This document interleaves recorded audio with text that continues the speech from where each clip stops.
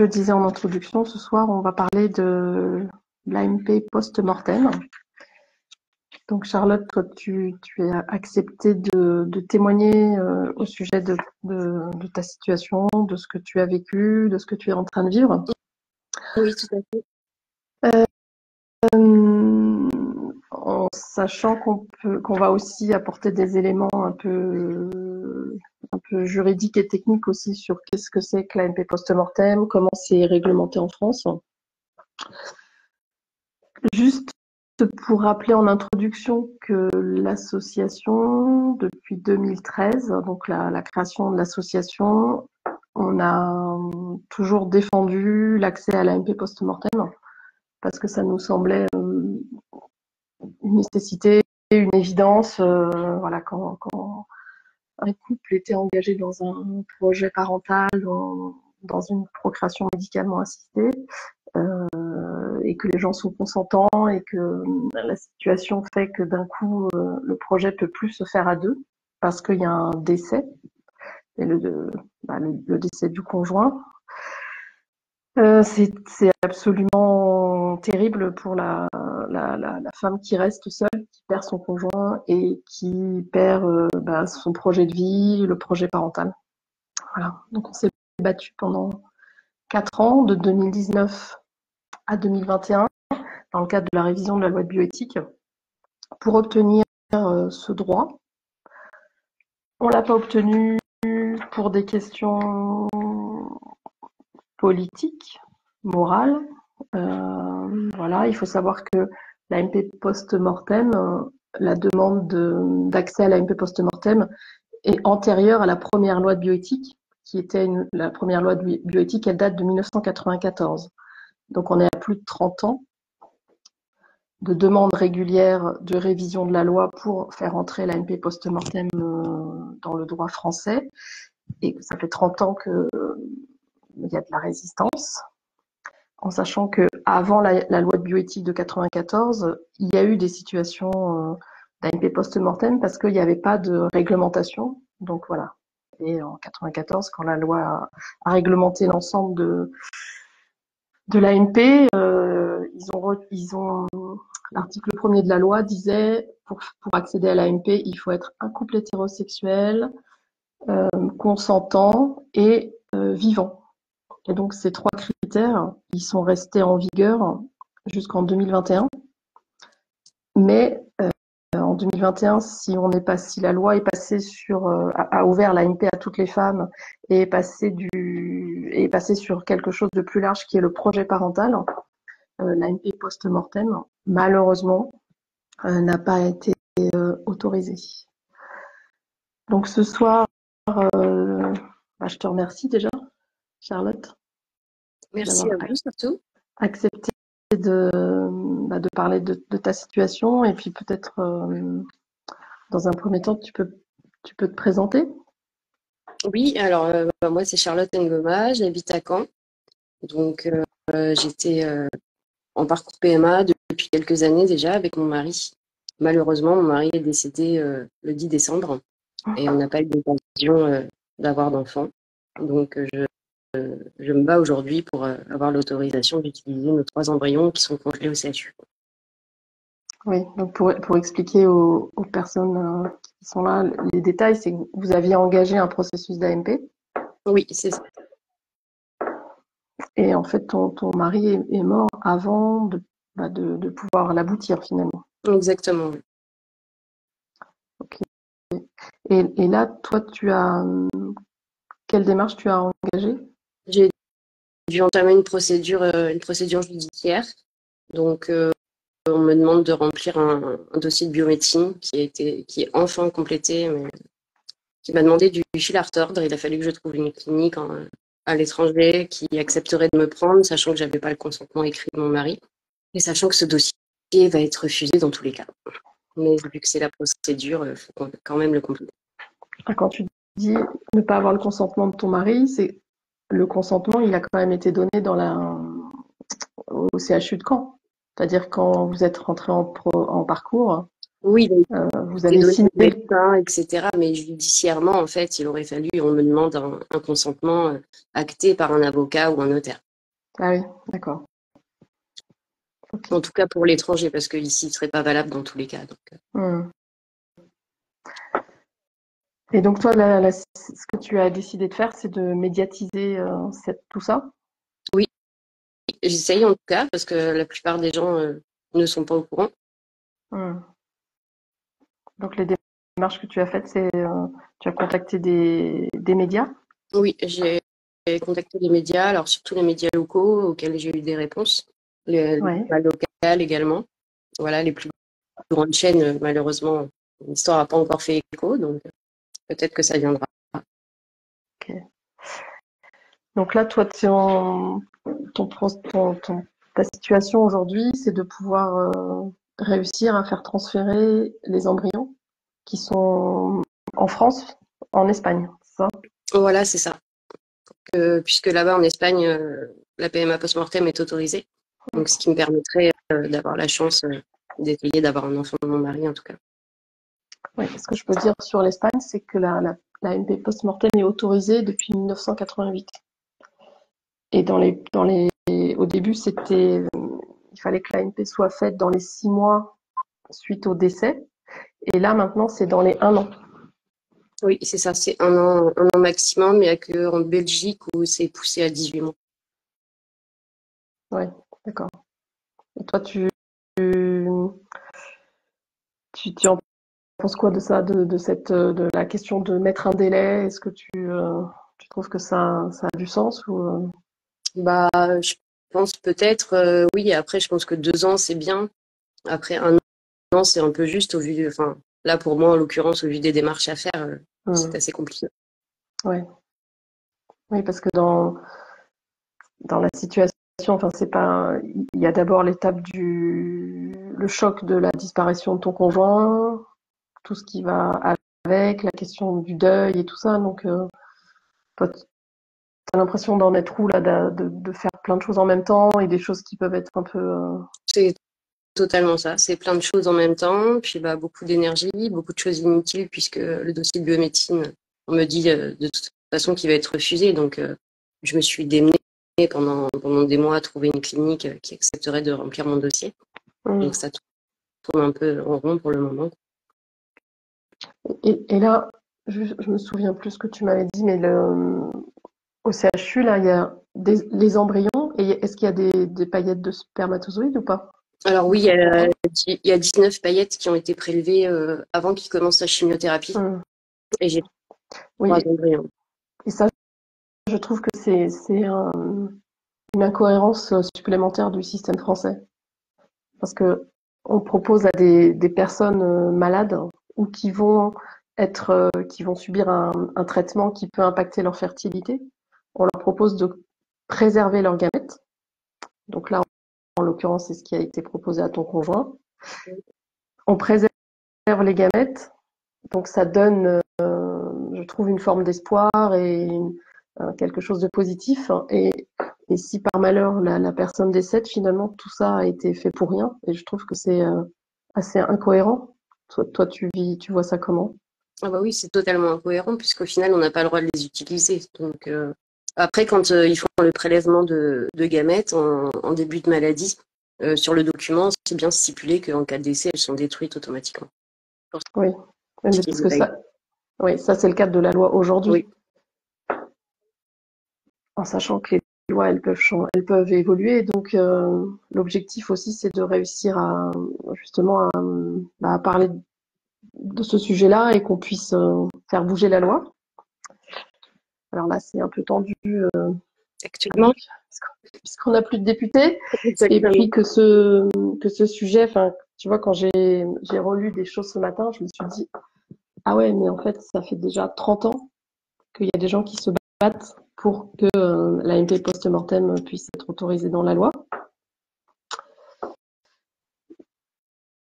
On va continuer à se battre, mais ça dépend vraiment en fait du cadre politique et des députés et des sénateurs qui sont en place. Parce que juste pour rappeler aussi, c'est que lors des précédentes révisions de la loi de bioéthique, le comité consultatif national d'éthique qui est quand même une instance écoutée en termes d'éthique, donc qui est une instance française, a rendu déjà au moins 4 avis depuis 94, je crois, en faveur de l'AMP post-mortem. C'est-à-dire qu'il y a des gens qui réfléchissent et qui disent c'est pas possible en fait quand les gens sont engagés dans un processus d'AMP, qu'il y a les gens signent des consentements et qu'il y a un décès qui survient, d'arrêter brutalement le projet, le parcours, et la femme, elle doit vivre à la fois le deuil de son conjoint et le deuil de son projet de parentalité. Voilà, moi en 94, je n'étais pas là, mais par contre en 2019 voilà, 2019, c'est là où les travaux de la loi de bioéthique de 2021 ont commencé. Là, il y a à nouveau eu un avis du CNSE en disant il faut autoriser l'AMP post-mortem. Donc je sais pas toi, mais moi cette situation-là, elle nous a, au sein de l'association, elle nous a mobilisé beaucoup. Voilà, pendant les 4 ans de loi de bioéthique, on a essayé d'argumenter, surtout quand on sait que et pour nous, médiatiquement, et politiquement, on a toujours dit le refus de l'AMP post-mortem, ça semble un petit sujet au regard de l'ensemble des autres sujets, mais finalement, il concentre l'incohérence des décisions qui ont été prises par les politiques. Puisque tu peux, dans le cas de ton couple, engager la procédure et congeler des gamètes parce qu'il y a une pathologie. Ton conjoint décède, là, tu ne peux plus utiliser ni les spermatozoïdes qui auraient été congelés, ni les embryons que vous avez obtenus. Mais, par contre, tu peux les détruire, tu peux les donner à la science, ou tu peux les donner à un autre couple ou à une autre femme, ce qui pour moi est complètement délirant. Et en tant que femme seule, tu peux demander à obtenir les spermatozoïdes d'un inconnu. Exactement. Et ça, enfin, je sais pas ce que les gens en pensent, mais je trouve que c'est tellement fou que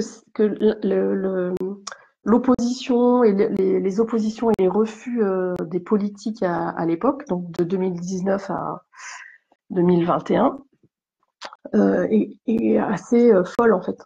Donc toi, je sais pas si à l'époque, parce que vous avez commencé quand votre parcours En 2021. en Début 2021. D'accord.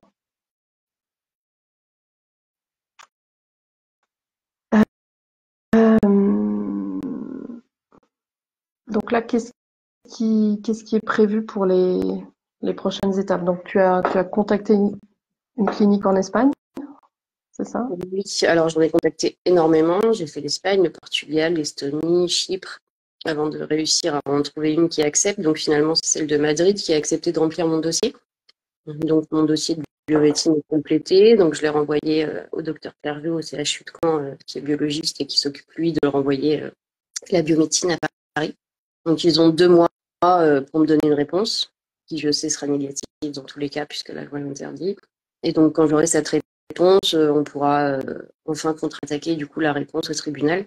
Donc on va demander un référé au tribunal administratif, qui sera sûrement rejeté, donc suivi d'un appel qui sera également sûrement rejeté. Donc après, on compte aller à la Cour européenne avec mon dossier en espérant qu'on ait un peu plus de chance.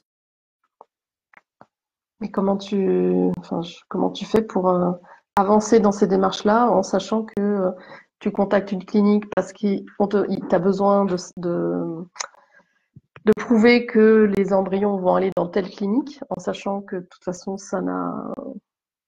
c'est presque, enfin c'est ubuesque quoi, c'est inutile. Et faire la demande auprès de l'agence de la biomédecine, pareil. Qu'est-ce que ça provoque chez toi? T'es en colère? De la tristesse, de la colère, parfois l'envie de baisser les bras parce que finalement toutes les démarches sont un peu toutes inutiles au final. Mais bon, on s'accroche et je me dis que voilà, il faut que les choses changent à un moment donné. Donc, Alors qu'est-ce qu'on peut faire pour que ça change? Moi, j'ai ouvert une pétition, en tout cas, pour Ouais. changer la loi PMA post-mortem. Donc voilà, je vais essayer de contacter les députés de mon côté. Donc là, malheureusement, c'est plus trop d'actualité pour le moment. Ils ont disparu. Exactement. Alors, j'avais eu 2 retours. En plus, ils devaient m'appeler la semaine de la dissolution. Donc, bon, Voilà. pas de chance. Donc, on recommence tout à zéro. Et puis là, quand on aura une nouvelle liste, on reprend tout et puis on repart, quoi. En sachant que c'est un sujet que moi, que j'ai trouvé, qui est instrumentalisé par les politiques. Tu vois, autant quand on a créé l'association, on se disait oui, l'AMP post-mortem, voilà, il faut qu'on montre que c'est logique, il faut l'encadrer et tout ça. Et autant après avoir expérimenté les 4 ans de révision de la loi de bioéthique, je me suis aperçue qu'en fait, la réflexion, elle était éthique sur un certain angle, c'est-à-dire quand c'est les états généraux de la bioéthique avec les citoyens qui se positionnent sur différents sujets, quand le Conseil consultatif national d'éthique réfléchit, rend des avis en plus positifs, que l'Agence de la biomédecine avait rendu aussi avait fait un rapport dans le cadre de la loi de révision de la bioéthique, qui était aussi positif pour l'AMP post-mortem. Nous, en tant qu'association et d'autres associations avec qui on avait travaillé sur cette loi de bioéthique, évidemment, l'AMP post-mortem était dans nos demandes et nous paraissait tellement logique, évident, que le refus, c'était un truc de dingue, et surtout quand tu connais les motifs. Et que les motifs, c'était pas euh, parce qu'il y avait des problèmes particuliers, mais les motifs c'était juste des postures politiques, en fait. C'est-à-dire qu'il y a certains courants politiques qui sont déjà contre l'AMP, ensuite contre l'AMP pour toutes, et puis contre l'AMP post-mortem, parce que ça vient heurter des valeurs et des morales et des valeurs religieuses aussi pour certains. Et donc là, je trouvais qu'on était très loin de l'éthique et du respect. Par exemple, là, tu dis que votre objectif, c'est d'envoyer une requête auprès de la Attends, j'allais dire la Convention européenne, mais c'est pas la Convention européenne. C'est l'EDH, non? Voilà. Et c'est en référence à l'article 8 qui parle du respect de la vie privée et qui se base aussi sur un droit fondamental que nous, les humains, on a, c'est le droit fondamental de se reproduire, d'avoir des enfants et de faire une famille. Et ça, finalement, tous ces arguments-là qui me semblent des arguments sensés, humains, éthiques, au niveau des députés et aussi des sénateurs, mais je trouvais que les députés étaient vraiment réfractaires à ces idées-là et à ces arguments qui nous semblaient très positifs. Est-ce que tu sais, on avait discuté du fait qu'il y avait il y a plusieurs femmes dans ta situation, alors dans les années antérieures, qui ont été dans cette situation-là. Il y en a pas beaucoup, mais il y en a certaines il y en a 2 qui ont réussi à obtenir l'autorisation de transférer les gamètes ou les embryons de leur conjoint. Oui, c'est ça. Alors, il y a eu une première femme qui avait la double nationalité. Donc, elle a également la nationalité espagnole. Donc, ça n'a pas causé de soucis pour envoyer ses embryons en Espagne. Et il y a l'histoire de Rose. Donc, Rose était enceinte. Elle a perdu son mari. Et 2 mois plus tard, quand elle a accouché, malheureusement, le bébé est mort-né.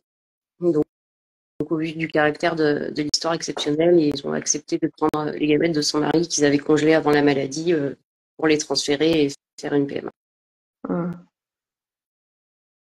Et ça excuse-moi, tu te dis, ça te donne de l'espoir, tu te dis ça a été possible, donc ça peut encore être possible ou Bah, ça me donne de l'espoir, oui et non, puisqu'au final, la dernière en date, c'est Rose et ça date d'il y a 6 ans. Entre deux, il n'y a pas que moi qui a fait la demande. La dernière demande a été rejetée à Rennes le 4 avril, Hum. donc elle a eu un avis négatif. Donc voilà, là, il y a également Mélanie qui habite en Normandie et qui mène le même combat que moi. Et donc sa demande a déjà été rejetée au tribunal de Montreuil, puisqu'elle n'avait pas encore le résultat du dossier de biomédecine. Ouais. Sachant que la biomédecine a 2 mois pour redonner l'avis favorable ou défavorable. Et sachant que Mélanie, elle arrive à la date butoir de l'anniversaire du décès de son mari. Et sachant que la clinique qu'on a trouvée, c'est la même que moi, c'est en Espagne, donc, et qu'au bout d'un an, c'est plus possible. Et malheureusement, le 20 juin arrive très rapidement. Ouais.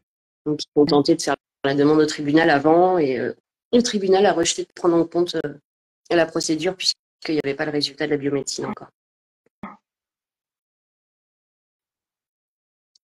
Oui.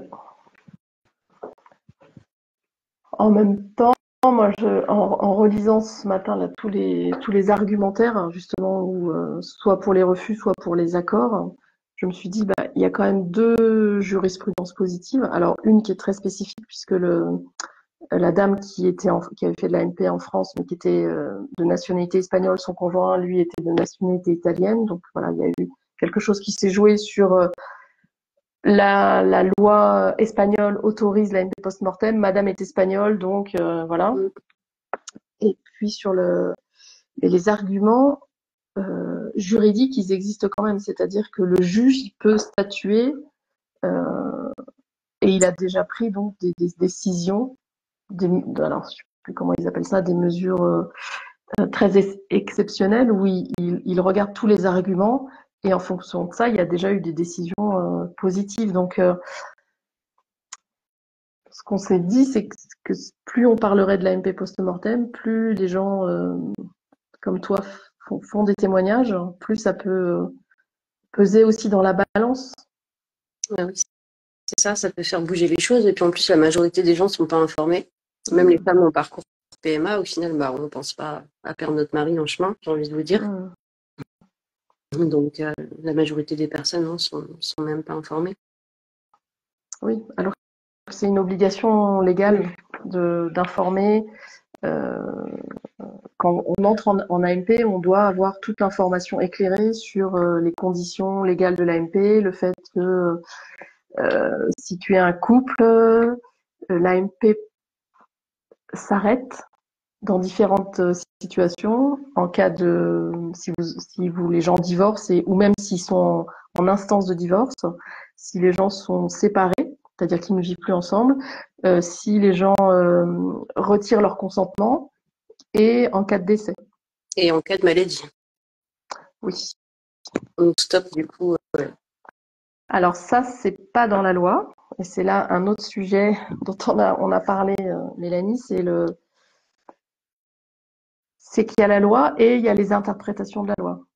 C'est-à-dire la maladie, c'est pas je te dis, j'ai relu ce matin, et la maladie n'est pas un argument à l'arrêt de l'AMP, elle n'est pas un argument juridique à l'arrêt de l'AMP, c'est plutôt lié à des pratiques.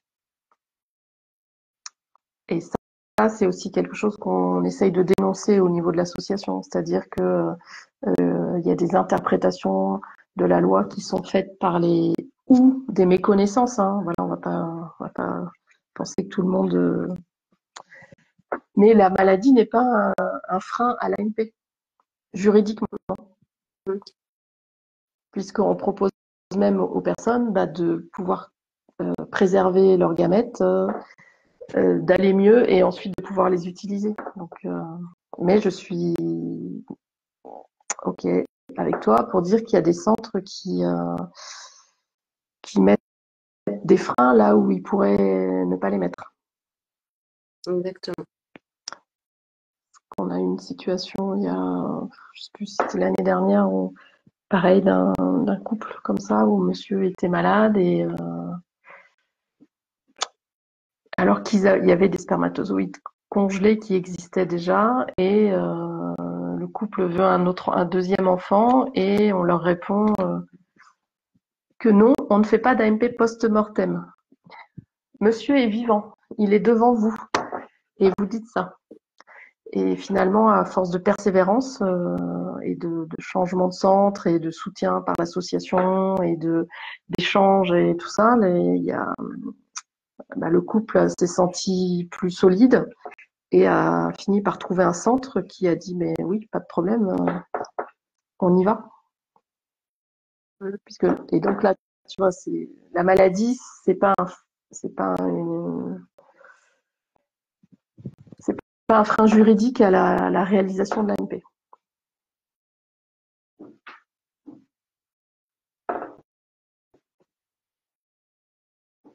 Est-ce que tu veux rajouter quelque chose? Parce que moi, je parle, mais... Bah non, pas spécialement.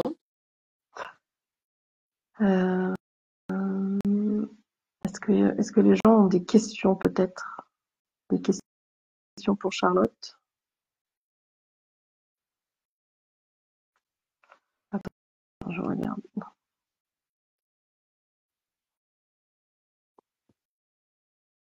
Bah, on a très peu de visu. Il y a 5 personnes. Oui, mais c'est pas grave. S'il y a 5 personnes, oh là, je fais n'importe quoi, qui écoutent attentivement, c'est 5 personnes qui peuvent en reparler à 5 autres personnes et ça peut faire boule de neige.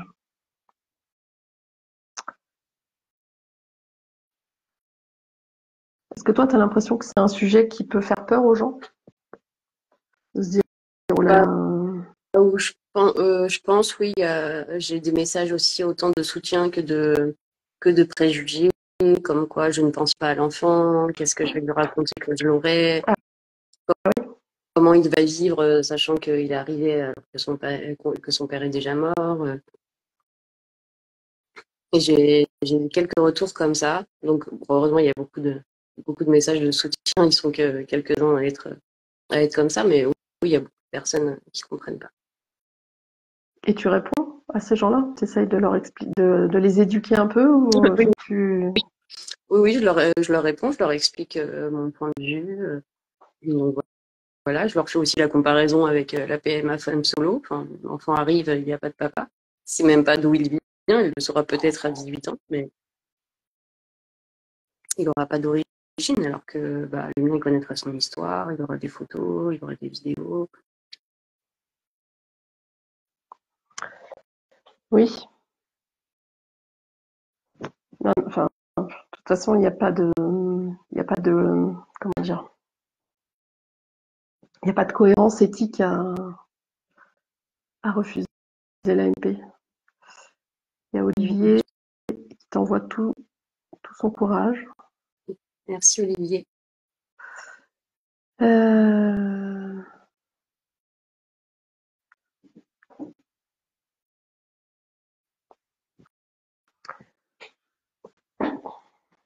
Alors, attends, j'ai du mal à faire plusieurs choses en même temps, moi. Quand tu parlais tout à l'heure de l'histoire de Rose, là, donc c'était une situation qui date de 2016 hein, et elle a témoigné récemment, je crois, Oui, dans auprès de Blick, Bliss. elle a fait un podcast, ouais. Donc ça peut permettre aussi aux gens qui disent que les enfants vont aller mal et que c'est une situation catastrophique d'écouter un témoignage positif Exactement. d'une maman avec son enfant. J'ai réussi à contacter Rose, où c'est écrit quelques messages. Ok. J'avais également Angela Ferreira qui m'a contacté. C'est la personne qui a réussi à faire changer la loi au Portugal, car avant elle Ouais. était interdite également. Et alors comment elle a fait pour faire changer la loi au Portugal? Les médias. Ouais.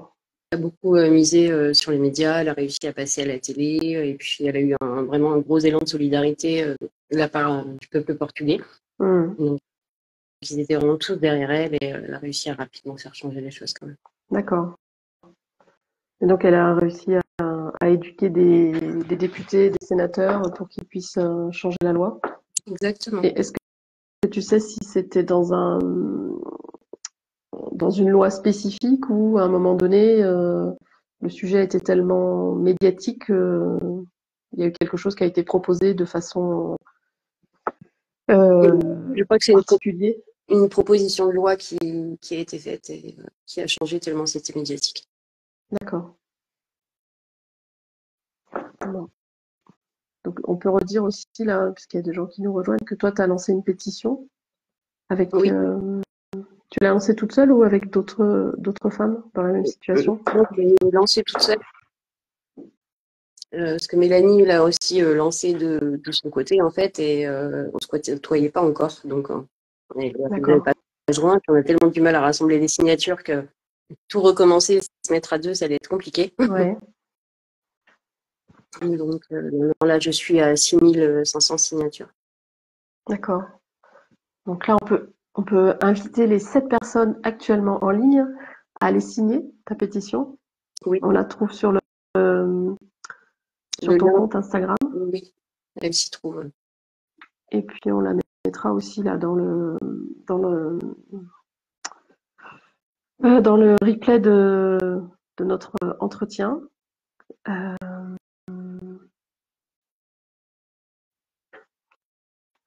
Médiatiquement, les démarches que là tu continues à essayer de sensibiliser les médias ou c'est compliqué, tu as besoin d'aide? Je continue. Alors oui, j'ai besoin d'aide. Voilà, s'il y a des gens qui connaissent, des journalistes, etc. Je suis preneuse parce que je les relance assez régulièrement. Bon, c'est vrai que les grandes chaînes nationales, j'ai pas réellement de réponse. Ouais, c'est très compliqué. Hein. Donc voilà, je cherche les noms des reporters, des journalistes sur Instagram, sur les réseaux, les adresses mail. J'en fais assez souvent. J'essaye aussi les personnes célèbres. Ah oui, donc tu t'envoies des messages à des influenceurs ou influenceuses, c'est ça? Voilà, ou des chanteurs, acteurs, actrices. Et tu as des retours? Alors du tout, j'ai que Vanessa Demouy qui avait repartagé ma pétition. Okay. Donc j'essaye surtout de contacter les personnes qui ont eu des parcours PMA. Peut-être que mon histoire les touchera, mais malheureusement, ils n'ouvrent pas énormément leurs messages. Donc, Ouais, c'est compliqué. Moi, comme je t'ai dit, nous, ça fait 11 ans qu'on essaye de mobiliser les people, les médias, et ça reste compliqué. Et encore, c'est pas pour l'AMP post-mortem, c'est l'AMP en général, et voilà. Et même pendant la loi de bioéthique, on a fait plusieurs pétitions pour que les gens se mobilisent, pour peser un peu auprès des députés, et les gens, même les personnes concernées, ne se mobilisaient pas. Donc, je pense qu'il faut vraiment que les gens prennent conscience que la politique, ok, ça peut être prise de tête, mais que la politique, c'est ce qui nous aide à être en société, c'est ce qui encadre tout un tas de choses. Et là, notamment, il suffirait de pas grand-chose pour que la MP post-mortem soit autorisée, c'est-à-dire qu'il faut que ça arrive au Parlement et que la majorité des députés disent OK, on y va. c'est ça. Et là, comme je te l'avais dit, nous on en a reparlé avec le ministère de la Santé quand on a eu notre rendez-vous, il y a 2 semaines. Oui, il y a 2 semaines, je crois. Sauf que le ministère, entre-temps, bloup, il s'est évaporé. C'est ça. Et puis, il y avait aussi le rendez-vous qu'on devait avoir là, le 1er juillet avec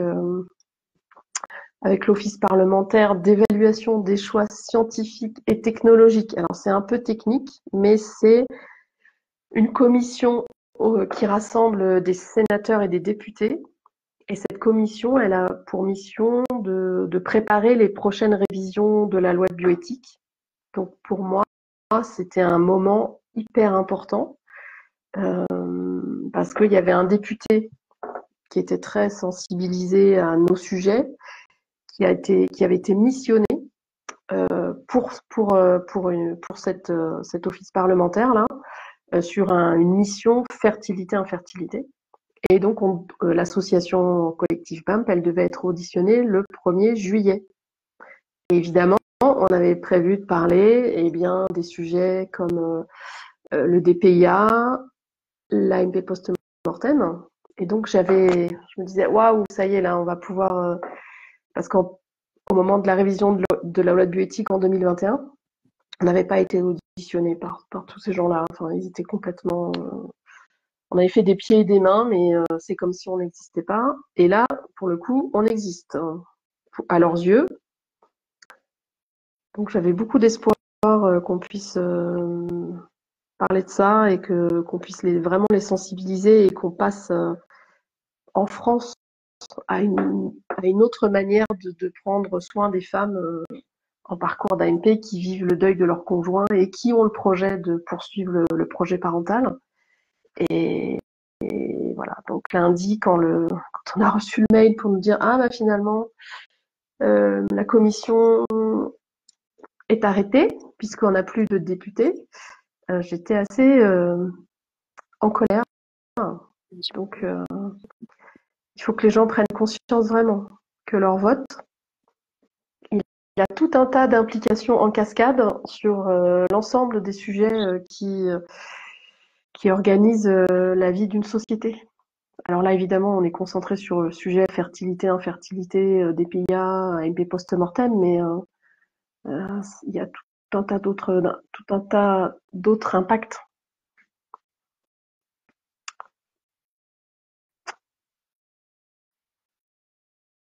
Est-ce que tu vois les messages que les gens envoient ou pas? Là, il y a quelqu'un qui dit allez Charlotte, je suis de tout cœur avec toi. Oui, alors c'est mon beau-père, le papa de mon mari. D'accord.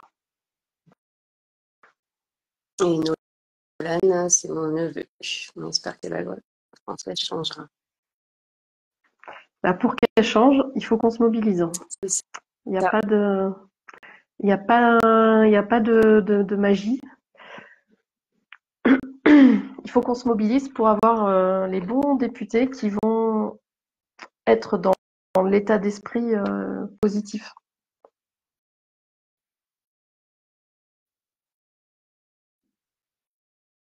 Parce que vraiment, il manque pas. Enfin, voilà. Je dis, ça fait 30 ans que l'AMP post-mortem,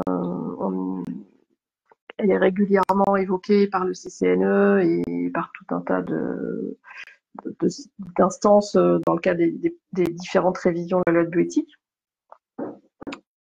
Mais là, tous les voyants sont ouverts. C'est juste les députés qui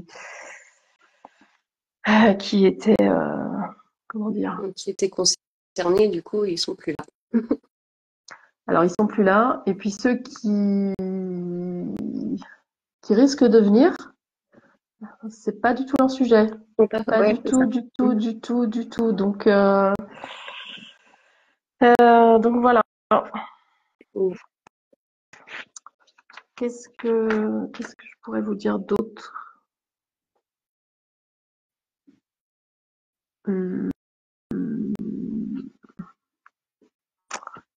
Alors, si vous avez des questions, n'hésitez pas, hein, parce que là, des questions sur la loi ou ou si vous avez des connaissances pour aider Charlotte, soit par rapport aux médias. Alors, je t'avais dit que je t'enverrais les adresses des journalistes que j'ai, mais j'ai pas eu le temps de le faire, mais je vais le faire. Je vais le faire ce week-end ou lundi. Ouais, il n'y a pas de souci. Mais en même temps, en sachant que c'est pas magique, parce que voilà, nous ces gens-là, on les interpelle, par exemple pour la pétition sur le DPIA, on a eu 0 retour, à part la seule journaliste qui a parlé de ces sujets-là, c'est une journaliste qui était en contact avec nous et qui s'est saisie de ça, mais une journaliste sur tous les journalistes de France pour un sujet qui concerne les femmes, la santé des femmes, ça n'intéresse pas. C'est ça. C'est très compliqué.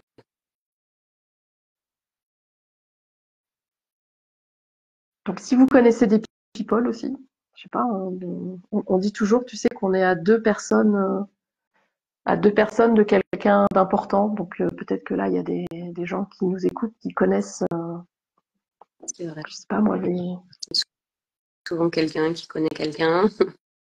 des footballeurs par exemple. Il y a peut-être des footballeurs ou des comédiens ou des comédiennes ou des hommes politiques. Mais là, les hommes politiques, là, en ce moment, ils sont un peu en difficulté, mais euh,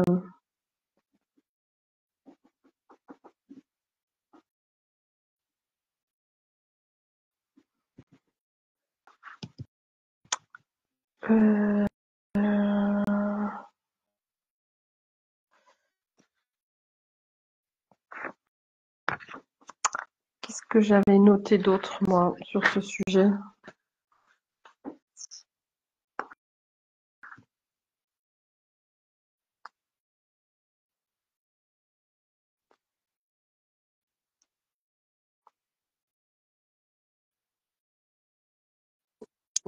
Petit message. Merci Marie pour ton soutien. Il y a une amie sur TikTok qui s'appelle Brut. Alors Brut, je les ai déjà contactés via Facebook, via Snap, via TikTok, mais j'ai aucune réponse. Nadia, j'espère qu'à la rentrée, l'émission sur la 2, ça commence aujourd'hui, répondra à Charlotte. Alors j'espère aussi, ça fait quelques mois maintenant que je les ai contactés. J'essaie Ouais, de relancer, mais vu que malheureusement, souvent les émissions sont enregistrées jusqu'aux vacances, donc peut-être que ça reprendra en septembre et que j'aurai plus de chansons en septembre. Ouais. d'accord.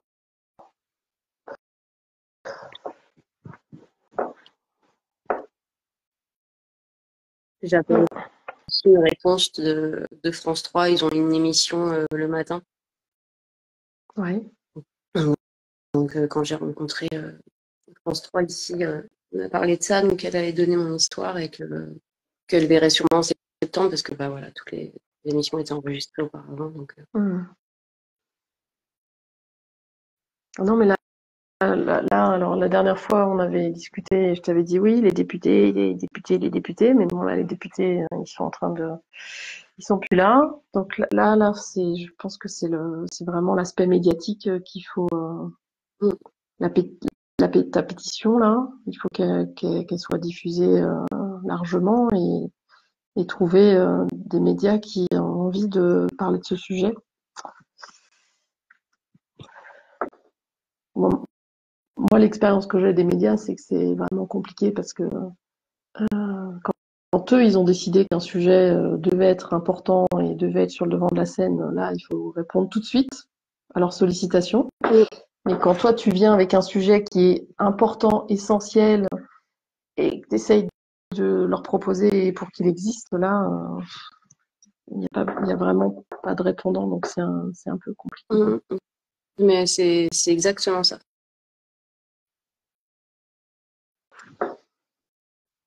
Alors, je vois Marie, tu as mis TPMP. Alors, TPMP, c'est qui tout double un peu.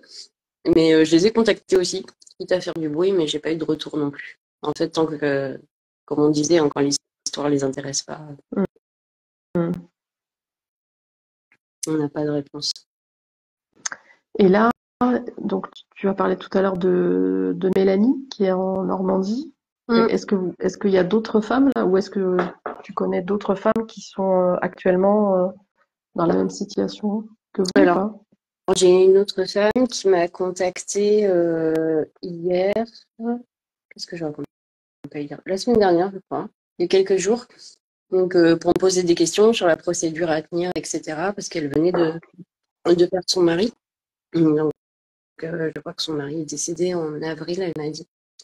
Ouais. Son mari est décédé en avril et donc elle me demandait la procédure à suivre, etc. Parce que pareil, son parcours PMA. Et, et voilà, après, elle a la double nationalité. Ah, Elle a une nationalité portugaise aussi. d'accord. Donc voilà, donc je lui ai dit qu'elle essaye, qu'elle avait plus de chances de pouvoir faire transférer ses embryons. Mm. Enfin, que ça s'était déjà eu, du coup, avec la double nationalité, la possibilité de le faire. Donc voilà, je lui ai conseillé de prendre un avocat et d'essayer de faire les choses. Donc c'est ce qu'elle va faire. Ok. Mais sinon, non, j'ai pas trop de retours.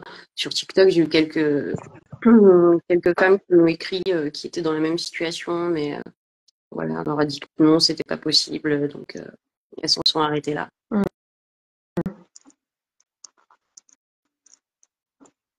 En même temps, il faut de l'énergie, il faut de la force, en plus de ce qu'on vit, et c'est aussi un coût financier énorme. Oui. Parce que, Oui, pour des choses incohérentes en plus. Enfin, totalement, les frais d'avocat sont pas donnés. C'est beaucoup d'énergie, beaucoup de temps, ne serait-ce que pour remplir le dossier de biomédecine, comme je le disais tout à l'heure. Ça m'a pris des mois avant de trouver une clinique.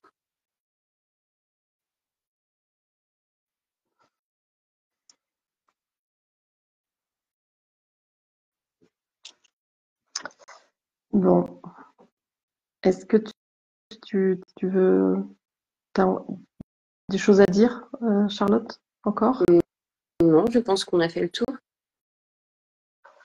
Alors, il y a tu peux donner l'adresse de ton compte Instagram, peut-être, comme ça. Je le remettrai à l'écrit, mais... Oui, alors c'est sha.jovie, D-J-O-V-I-E. Ok. Et la pétition, donc le lien, il est sur ton compte Instagram. Sur mon compte Instagram, oui. Après, Charlotte Ngoma, vous trouverez sur Facebook, TikTok. Voilà, même en tapant sur Google, il y a les articles, etc. Vous reviendrez rapidement à la pétition. D'accord. Alors, pour les gens qui arrivent, est-ce que vous avez des questions? Si vous n'avez pas de questions, on arrête là, Charlotte? Oui, bah merci beaucoup en tout cas. Bah, de rien, et puis on est là, et on va essayer de faire avancer les choses, mais bon. Je te souhaite une bonne soirée. Merci beaucoup à toi aussi. Au revoir. Au revoir.